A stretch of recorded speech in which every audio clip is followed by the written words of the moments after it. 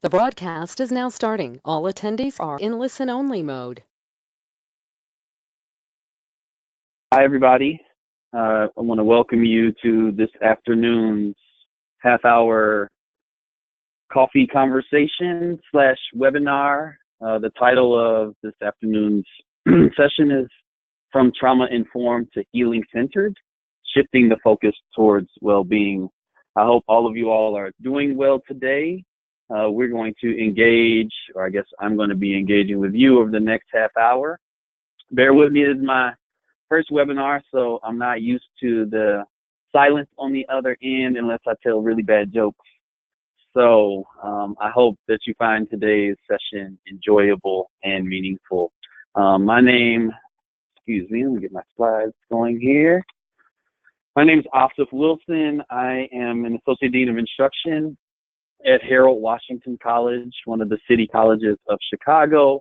I've been here for about 3 years, but my research, engagement, understandings, epistemological considerations related to trauma, healing, and wellness started over 10 years ago when I became a middle school teacher here in Chicago.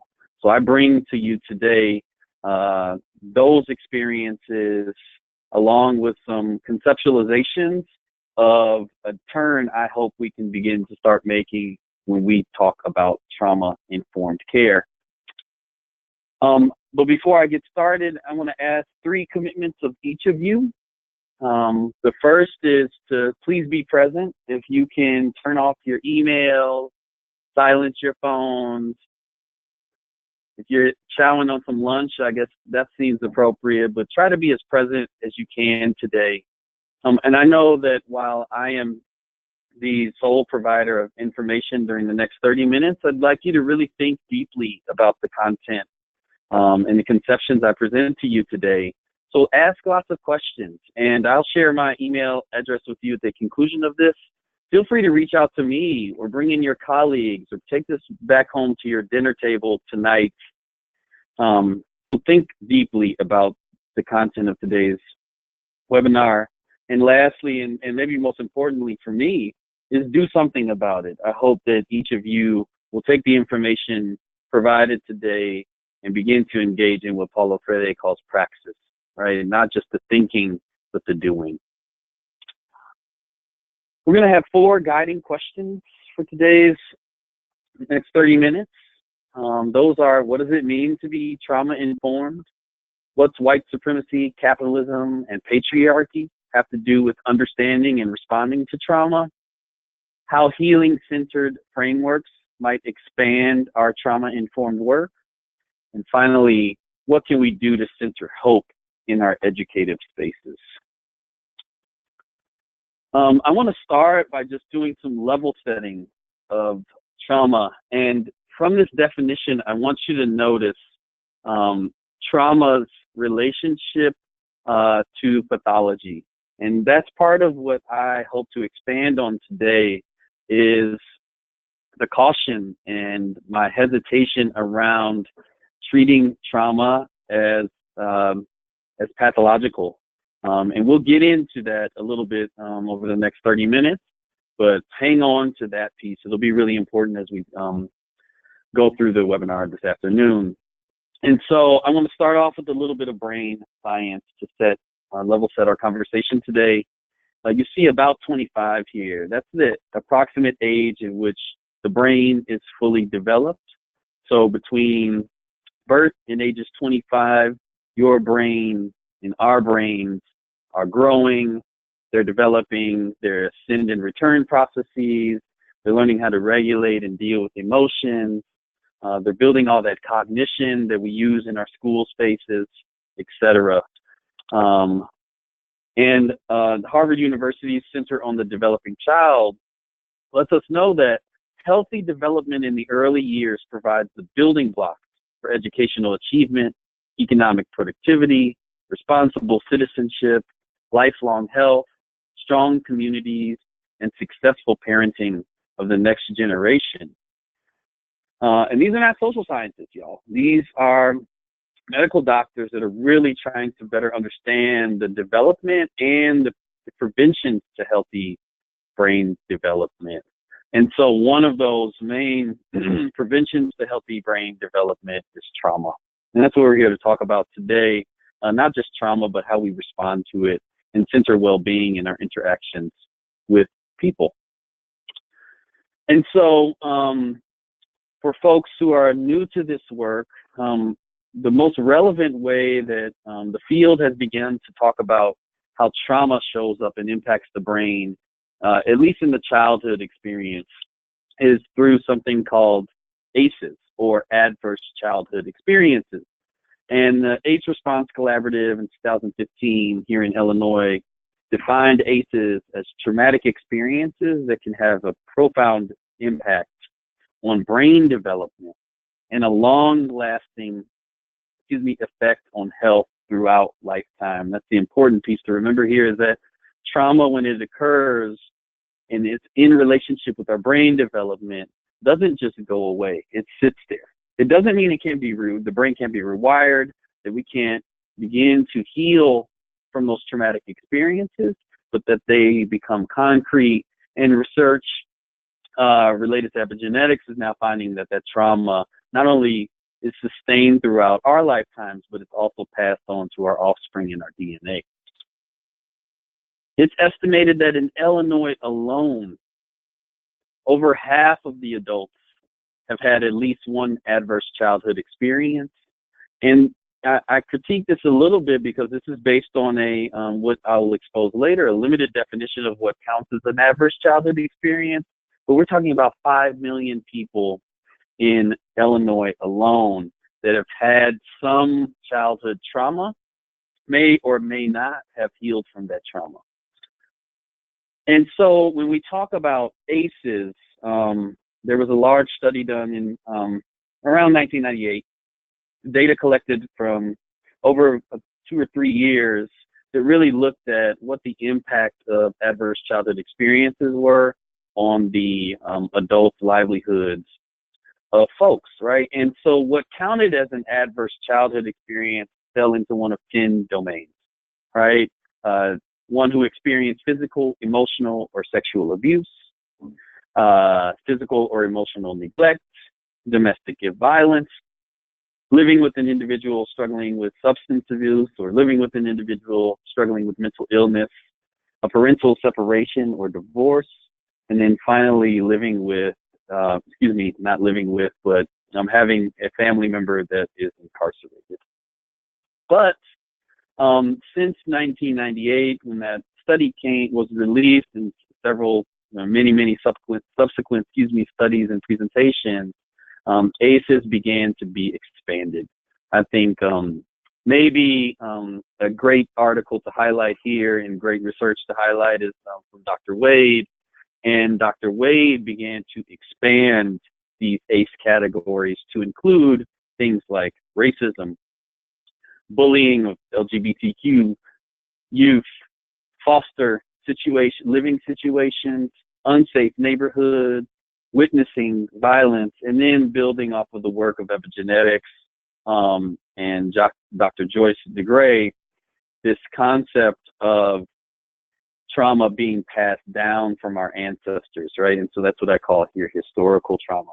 And so what we've seen is a operational definition of adverse childhood experiences begin to shift a little bit, still focusing on what individuals hold, but beginning to think about what the built environment does to create traumatic situations for people. And so I think that leads us to this conversation of what does it mean to be trauma-informed? And Sean Ginwright reminds us that trauma-informed care broadly refers to a set of principles that guide and direct how we view the impact of severe harm on young people's mental, physical, and emotional health. Trauma-informed care encourages support and treatment to the whole person, rather than focusing on only treating individual symptoms or specific behaviors. And so I personally am really, really happy to see institutes, both at the K-12 level and in the case of Harold Washington and other post-secondary institutes, beginning to wrestle with this not only term of trauma-informed care, but really taking some responsibility to implement trauma-informed practices in our institutes. But as I will argue, that's not enough for me, right? And I like to liken trauma-informed care to a fire, right? And you all can see at the base of this fire is the flame, right? But what we see coming out of that flame is all of this toxic, smoke, right? And so I ask a series of questions related to this. Is the trauma the smoke or the fire,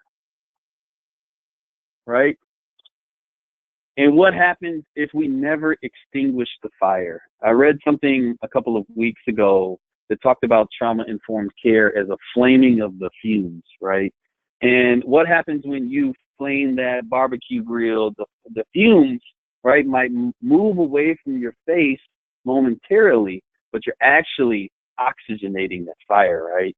And what's happening is that fire is beginning to expand. It's beginning to burn brighter. And so when we believe we might be extinguishing the smoke, we might be actually fuming the fire. And so what I ask us to do is think about what's creating that smoke, what's creating the reality and the concrete conditions that we see in our students, in young people, in adults that have had adverse childhood experiences. And I believe the work that we have got to begin to engage in is understanding and dismantling what's at the core of this fire. And for me and other researchers, both on the medical side and on the social science side, are now beginning to ask these questions around how does white supremacy, capitalism, and patriarchy influence, right, the context and the built environment that we engage in young people with and the places that they call home and that exist as our communities. And so if you look at U.S. public education in the United States, I think that's a good exemplar of this term created by Bill Hooks called white supremacist capitalist patriarchy, right? And a lot of folks think that the U.S. public education system, is broken. But in actuality, the U.S. public education system is acting as designed, right, as a sorting mechanism for society. And when you trace this back through its historical roots and its maintenance, we can fall at no other assumptions outside it is a structure and a system with processes, with, physical structures, with curriculum, with interactions that are bound up in the supremacist, capitalist, patriarchal ideologies, but also their pragmatic functioning, right? And so what I would offer us, and I think I'm building on, not I think, but I am building off the work of Sean Ginwright, is a shift. Not completely moving away, and I can't spell here, sorry you all, not completely moving away from trauma-informed, but including healing-centered, right? And so Sean Ginwright talks about this. He was talking with a group of young people about trauma. And one of the young people, his name was Marcus, turned to Dr. Ginwright and said, "I'm more than my trauma, Dr. Ginwright. Why are you focusing on all my pain? You're in focusing on all that pain, you might be neglecting some of my well-being," right? And Sean Ginwright writes about this in his articulation of healing-centered engagement. And he tells us, the term, quote, trauma-informed care, end quote, didn't encompass the totality of Marcus's experience and focused only on his harm, the injury, and the trauma. And for Ginwright, he realized the term slipped into the murky water of deficit-based rather than asset-driven strategies to support young people who have been harmed. Without careful consideration of the terms we use, we can create blind spots in our efforts to support young people. And Ginwright moves on to raise 3 criticisms of trauma-informed care. All right, on the one hand, he says that trauma-informed care is individual. We're thinking about trauma as an individual trait, right? I experienced trauma. Asif is traumatized. Asif comes from a quote-unquote bad neighborhood. Asif had these adverse childhood experiences. And then in response, we approach healing individual too, right? If we can just get Asif to the wellness center, if we can just get a caring individual to wrap love, care, compassion, and support around Asif, then healing might start. And I'm not negating the individual nature of some of this work, right? I do show up with my own sets of unique circumstances and identities. I also know, we know that brain science tells us that relationships are the number one variable to healthy brain development. However, right, trauma is experienced collectively. Communities experience trauma, and healing is a communal collective process as well, right? And secondly, I want to go back to that flame, all right, that fire. Trauma-informed care doesn't address the root causes. Trauma-informed care, as it currently stands, right, this is being expanded upon a bit, does not address that fire. It's not attempting to extinguish the fire. What trauma-informed care generally is doing is waving the fuse, right? So momentarily, we might be able to see. Momentarily, we might be able to breathe. But at the end of the day, the fire is still there. White supremacy, capitalism, and patriarchy are still there and will always continue to create the smoke, will always continue to create the fumes that we will always have to, if we only stop at trauma-informed care, continue to flame. And then lastly, and this is relating back to that definition I presented to you all earlier around trauma as a treatment of pathology, right? Jen Wright raises the concern that trauma-informed care, quote, runs the risk of focusing on the treatment of pathology rather than fostering the possibility. Here, we think about this kind of medical model of trauma and healing, where we have to acknowledge that the absence of disease does not necessarily imply that folks are healthy. All right, and just because my trauma is invisible in the moment does not necessarily mean that I and my community are healthy. And so we maybe need to begin to think about trauma not as treatable and healing not as this kind of medical intervention, but something that might be able to help us focus, foster, and cultivate the possibilities. And so Sean Ginwright says, what's needed is an approach that allows practitioners to approach trauma with a fresh lens that promotes a holistic view of healing from traumatic experiences and environments. One approach coined by Sean Ginwright is called healing-centered, as opposed to trauma-informed. And he writes, the term healing-centered engagement expands how we think about responses to trauma and offers a more holistic approach to fostering well-being. And he goes on further to talk about four conditions or characteristics of healing-centered engagement. I want to share those with you all right now. The first is that healing-centered engagement is political, right? Communities and individuals who experience trauma are agents in restoring their own well-being. This is really important. This goes back to that comment that I'm more than my trauma, right? We know that young people, particularly I see it every day here in Chicago when I engage with young people, when I go through dispossessed communities and engage with folks, that it is the communities themselves that are the key catalyst of change, right? And there is a great deal of capital, particularly resistant capital, in certain folks. I like to point to communities of color here in Chicago, like Black and brown folks have been surviving and thriving through pain and trauma, both at the systemic and the individual level, for thousands of years in this space. And so when we think about framing this work as trauma-informed, we might begin to negate or lose sight of all of the assets all of the capital that young people bring into our spaces and bring into their community in efforts to restore their own well-being. Jim Wright says this subtle shift suggests that healing from trauma is found in an awareness and actions that address the conditions that created the trauma in the first place. Healing-centered engagement views trauma and well-being as functions of the environments where people live, work, and play.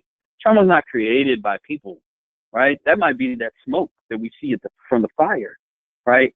But trauma is actually created by the systemic conditions by which we operate and move through on a daily basis. Some experience those more than others. This is not oppression Olympics, but we have to be conscious about the ways in which environment, structures, processes were both created and maintained in how they might breed trauma, but also how they might breed agency, hope, aspiration, desires, right? And that's what healing-centered engagement is. Healing-centered engagement is also restorative. Healing-centered engagement embraces a holistic view of well-being that includes spiritual domains of health, right? This is not a westernized epistemological stance on healing, right? And a lot of this work will tend to bring in culturally grounded rituals and activities like circle work, talking circles, restorative, and sustainable practices that ground us in our cultural assets.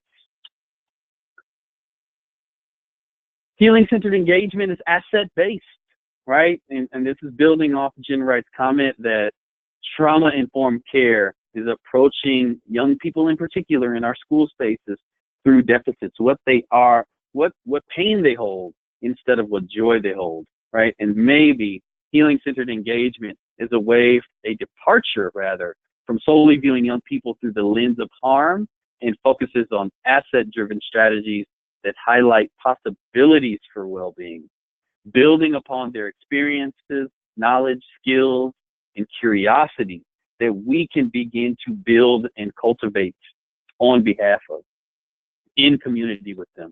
And then finally, healing-centered engagement is not just focused on pain and well-being of the young people that we interact with and engage with in our work, but it's actually feeling for us too. Right? This has really become very, very important, not only to me, but I think our institute here at Washington, as we engage in this healing-centered work, we found that we've got to begin to feel each other too.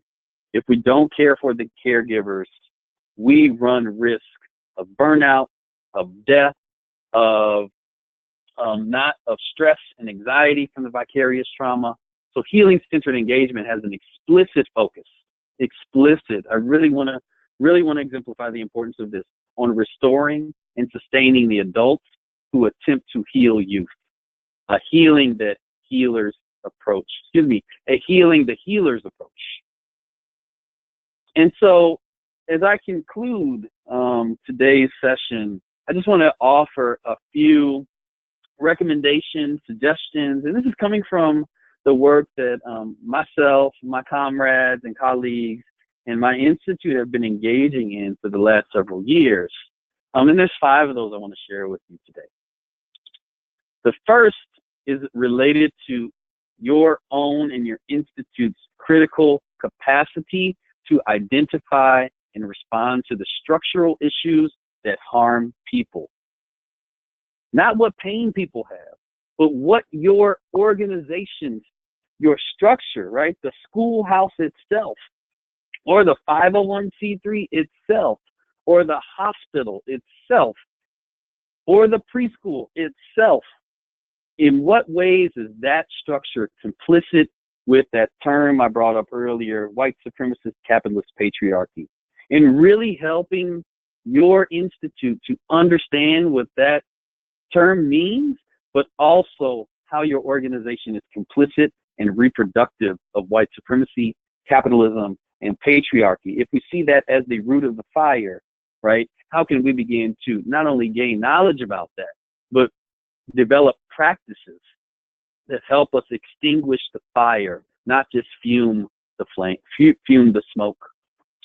All right, the next is institutional. This work cannot sit with one individual or one committee. All right, it can't be your chief diversity officer. It cannot be the equity and justice committee.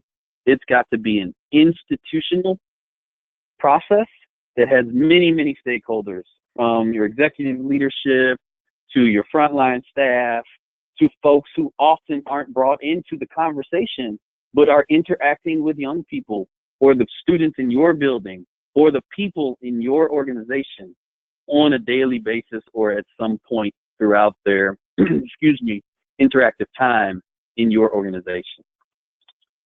The third recommendation is a term that I brought up earlier that Paulo Freire coined called praxis. And here, praxis is seen as both reflection and action and reflection. Use that theory, that critical capacity that you are building to inform your actions and the actions of your institute. As mentioned by Jen Wright in those characteristics of healing-centered engagement, we have got to create spaces and processes to affirm and care for the caregivers. This is so important. I've seen burnout. I've seen too many of my comrades die way too early doing this justice-centered, healing-centered work without any affirmation or any care given to them. And so I really want to stress the importance of creating mechanisms of collective care. And the other piece is collective accountability. How are you all going to proactively prepare for the harm when it does come up? It is silly to think about our work as the elimination of harm. I would love to live in a world one day where there's butterflies, unicorns, and rainbows 24/7. But unfortunately, those aren't the concrete conditions by which people engage in this world, in this country, and certainly in our city. And so until we can, walk outside and there's butterflies, unicorns, rainbows, and no more white supremacist capitalist patriarchy, we have got to find ways to begin to set up processes and accountability mechanisms for us to begin to reduce the harm and hold folks and structures accountable for when that harm comes up. And then lastly, we are not alone in this work. We are not alone in this work. So I encourage you to build with other like-minded folks and organizations. Share your experiences and processes with each other. I just want to thank you all. Look at that. That was almost exactly 30 minutes. How about that for some timing? I want to thank you all for attending this coffee break webinar. Again, my name's Asif Wilson. I'm with Harold Washington College, one of the city colleges of Chicago. And I'd love to talk with you more about this work and share some resources and find out what you're doing. We've got to begin to share our stories of this critical trauma-informed, healing-centered work, as I believe this is the way by which we're going to build the sort of world we want to live in one day. Give me an email and I'll be sure to follow up with you. But again, I just want to conclude today's session by thanking you so much for attending, and don't hesitate to reach out should you have any questions. Y'all take care. Have a good rest of the afternoon. Bye-bye.